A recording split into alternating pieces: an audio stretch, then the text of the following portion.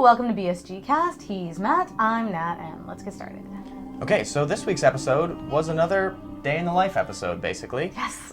And yeah, this time it was actually called A Day in the Life. Day in the Life, which is cool. Yeah, and it was a day in Adama's life, which, you know, I mean, as cool as a Hilo episode was last week, it was good to see an episode about the man in charge. Yeah, for sure, the man in charge. It was good. And there's some neat parallels between his dysfunctional marriage and, I guess, the second story, which is the Cali and Chief marriage. They did a very good job of making the A story and the B story very related this time around. And yeah, you see a man and his wife who could be heading down a bad path, and then you see a man and his wife who went down a very bad path. Yeah, so it was cool to see the interplay between Cali and Chief and Adama and Caroline. Yeah, exactly. I guess sorry for being late this week. We're a little later than usual. Yes, it was Nat's birthday, and we went down to Miami. And special thanks to Brazen. Hey, Brazen. Thanks. Yeah, he's a big talker on the boards down there, and it was great to hook up with a BSG fan.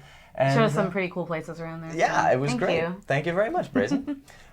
So yeah, basically, going back to the idea of these standalone episodes, Ronald D. Moore has been doing that on purpose. The last three have been standalone because he's trying to rein in more viewers, essentially, right? So, like, these kind of standalone episodes, it's, I guess, easier for people to start watching and not really feel like they're missing out or don't really get what's going on because they're not in the loop with the whole story arc, right? They don't have to worry about mythology in these episodes. It's just a bite size, here's 40 minutes of what we can do, and if you want to tune in, this is what the show's about. So it really made sense to me. Yeah. Although Matt did say he would have preferred a little bit of a throw to the next episode. Yeah. Right? Yeah, they've done self-contained episodes that Torn and Measure of Salvation was a good example of that.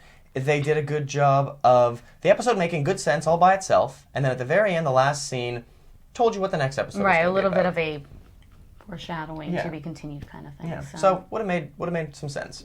So on to Adama, the man that the episode is all about. Some interesting questions. Well, big question is he a Cylon? Was he projecting? Yeah.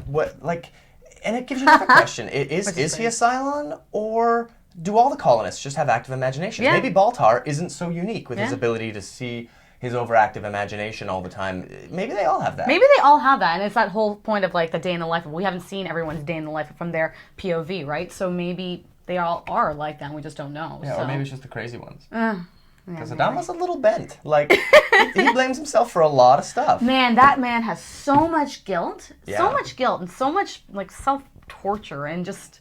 Like, he relives all this stuff every year, it seems, right? Like, every anniversary comes around. And there were some people saying, actually, that, oh, well, he didn't seem to relive this last year. 12 months ago, they were on New Caprica. Yeah. We didn't see a lot of that. Maybe he did. Maybe he did. Yep. And we just didn't see that day in his life. Yeah. And I mean, there was that point when his wife said, 12 months ago, you were nursing a sweet mustache on New Caprica. Well, yeah. So, I mean, 12 months ago, that's where they were. And we didn't see episodes then. Right. So, to Ronald D. Moore's credit, he's not necessarily pulling this out of his ass.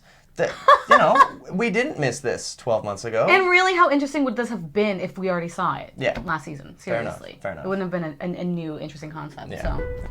So, on to Cali and the Chief. Well, it turns out there is a Galactica daycare. Yeah, we asked that question here at BSGcast. Like last week? Yeah, last week I think it was. With Hilo and this week Ronald D. Moore gave us our answer. There is daycare on Galactica. Hilarious. That was entertaining. Anyway, that's such a little tiny part of what we want to talk about. Now, another minor thing. Was that little hull patch, that weird piece of blue tack or whatever he tried to put on some rubberized. Yeah. Does anyone remember in the miniseries when Hilo had that shrapnel go through his leg when they were about to land on Caprica, and he pulled out this industrial friggin' suction cup thing, and just like all of a sudden the patch was done, and it looked like that was going to last forever. Where were those? I mean, arguably they have a lot of holes. Maybe they've run out of them. Maybe. But yeah, I just thought that was kind of poor patching technology. You'd think they would have come with more backup patches or whatever they need, right? But, I mean, I guess you're stocked as much as you're stocked, and that's your emergency engineer kit. Yeah. Now, there was a lot of jeopardy in this episode. It felt like everyone was in trouble, but it wasn't a You knew that no one was going to die. It wasn't a Cali Chief episode. There was too much other stuff going on. you knew they weren't going to die. When they killed off Billy, it was a Billy episode. When they killed off Cat, it was a Cat episode. This was too much all over the place. It was too much about Apollo and his law degree, like wanderings, and too much about Adama and his wife. And his wife. Yeah, there were too many things going on for it to be about them dying. Yeah, and a major character dying due to an accident is kind of rare. There's right? always some kind of noble sacrifice. There's character involved in it, not just whoops, dead. Yeah. But when Cali was in that hyperbolic chamber at the end, she looked rough. Yeah. I was starting to second guess that. Broken blood vessels in her eyes and such. And the fact that she wasn't responding for she looked dead for a bit there. That was bad. But luckily, they showed the teaser like 30 seconds later, and she was fine. So that's good. So she's next week, so she must be okay. Thank God. All right, this was a great little bit. The Hilo hot dog part. It's such a throwaway scene. It's barely worth talking about, but it was hilarious. Poking fun at Edward James Olmos' kid like that was great. Funny. I've got the weirdest rash. Hope she was worth it, buddy. Like, that was fun. Bro. It does give you an idea that as advanced as these people are, they still have normal human problems. And they're in dirty living conditions. Yeah. And a hot dog, like, he was not a colonial officer. Who, God only knows what this guy was doing before he became a nugget in first season. Yeah. He could be just a dirty dude. It's just really funny. A dirty dude with a dirty character who's using his pilot status to hook up with girls. Maybe that's it. Maybe that's it. I'm a Viper pilot, baby. Hilarious. All right, so this week's bonus scene. Oh, yeah, speaking of another hilarious scene. Was also a lot of fun. Okay. And again, I don't know if anyone picked up on this, but Gata doesn't seem to be allowed to carry pens anymore. No. After stabbing people in the neck, he had to ask Dee for a pen. So that was kind of funny. And you know what? Overall, the scene was just a nice bright note in an otherwise very dark show. Yeah. And it's because the show is so dark that those bright parts shine out. And it was just a pleasant moment of genuine laughter between comrades. It felt good. And of course, Colonel Ty being there to just wreck the moment was perfect. So this little one-eyed scowl. It was great. It was great. Gosh, that's funny. So, fan of the week this week. This week, it's Amanda. Amanda! Now, it's fun because we have gotten so much praise for Amanda in the forums. She's always talking and always has something exciting to say. Always has, like, really cool theories to pitch in, which we really appreciate. Love it! So, thank you, Amanda, for being the fan of the week. You kick ass on the forums. It's great to see you in there. Yeah, just for sure. Dishing out your theories. Thank you. So hardcore. Absolutely. So, next week's episode is Dirty Hands. Now, personally, I'm stoked. I'm excited. He's so excited. The parallels between Baltar's My Triumphs, My Mistakes and Hitler's Mein Kampf.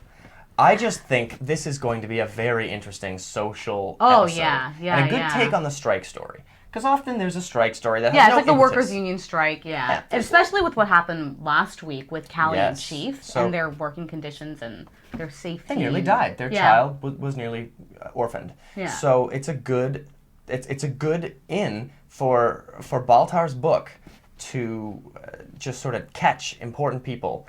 And I think that's interesting. I think it's going to be a good episode.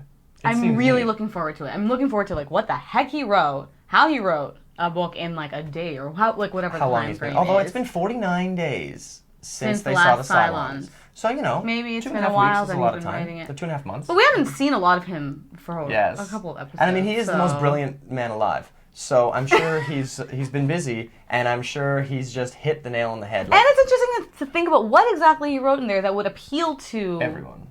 Everyone, but specifically like those working class dudes. Like he's totally written a combination of Mein Kampf and the Communist Manifesto. That's my bet. Yeah. That's my bet. I think it's gonna be great. Yeah, it'll be interesting to see for sure. Yeah, and you know what? Hopefully the lull in silent activity will stop. This had better mean there's a big swell on the way, because I've been enjoying the lack of insight. You don't like the happiness of humanity? Or the misery of humanity, is the case, maybe. Yeah. But, I like the fact we haven't seen the Cylons in a while. We have no idea what they're up to. The mystery is back. Yeah. And without Deanna Beers, Cavill's voice scares will be the crap louder. out of me. Yes. So it'll be interesting to see. So creepy and just evil. Yeah. When the Cylons come back, it will be awesome. I'm very excited. Who knows? So yeah, next week's episode. We're all looking forward to it. I guess we'll talk to you soon. Yeah. It's coming up Sunday. Yes. So we got like 2 days until it's up. So here we go, guys. Awesome. Well, thanks, Matt. Thanks, Nat. Thanks, guys. Bye. Bye-bye.